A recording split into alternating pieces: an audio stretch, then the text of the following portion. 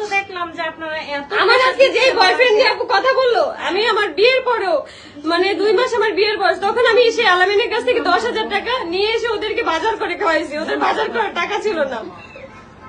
না না, উনি কিন্তু যথেষ্ট আমার এমন একটা বয়ফ্রেন্ড, আমার বিপদে সবসময় আমার পাশে থাকে, সবসময়। এই ধরনের কথাবার্তা বলতেই চায় না, এতদিন ধরে তোর সাথে আমার কোনো কথা নেই, কোনো কিছু হয় না। কি বলে, হ্যাঁ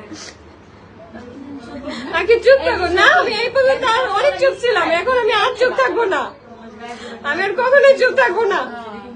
আমাকে নিয়ে ওরা বিয়ে ব্যবসা করছে, ওরা সবসময় আমাকে বলতো যে সারাদিন আমি কান্না করি, কোনো সমস্যা নেই, কিন্তু ভিডিওতে যখন আমি আসবো তখন যেন আমার হাসি মুখ থাকে, আমার হাসি ফেস থাকে। এটা কেন বলতো? বিয়ে ব্যবসার জন্য বলতো না?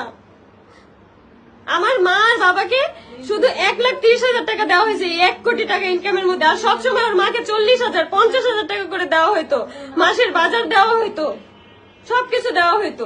আমার বাপ মানে কি দিছে, কি করছে আমার বাপ মার জন্য? ভিউকে ওইখানে যে হয়েছে, আমার ইনকাম ছিল না, আমি কামাই নেই ওইখানে। 30 লাখ টাকা যদি আপু ইনকাম থাকে, সেখানে 10 লাখ কি আমার না? হ্যাঁ অবশ্যই, কারণ আপনারও তো শ্রম আছে এখানে। আপু তিশার মায়ের চরিত্র ঠিক নাই, তিশার চরিত্র ঠিক নাই, এটা ওরাই জানে। ওদের গ্রাম থেকে বের করে দিছে কেন? ওদের চরিত্র খুব ভালো, এই জন্য ওরাই জানে।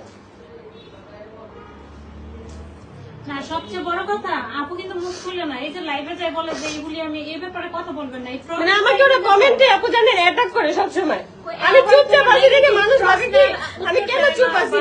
ওদের থার্ড ক্লাস ফ্যামিলি নিয়ে আমার কোনো ধরনের কোনো কথা বলতে ইচ্ছে করে না, কোনো ধরনের কথা বলতে ইচ্ছে করে না। সম্পর্ক কোনো কথাই বলতে চায় না, একদম অ্যাভয়েড করে। তারপরে যদি এই কথায় তারপরে এই যে মৌ আর আরিফের আইডিটা হচ্ছে তিশা, মানে তিশা নষ্ট করছে রিপন নামের একটা ছেলেকে দিয়ে। এখন আমার উপরে ব্লেম দিয়েছে নাকি আমি নষ্ট করছি আইডি।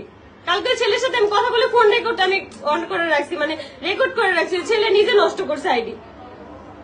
মিথ্যাবাদী যেন কোথাকার, আমাকে নিয়ে এতদিন ভিউ ব্যবসা করে এখন মিথ্যা কথা বলতেছে আমার নামে, আমার লাইফটা শেষ করে দিয়ে। তোর জীবনেও ভালো হবে না।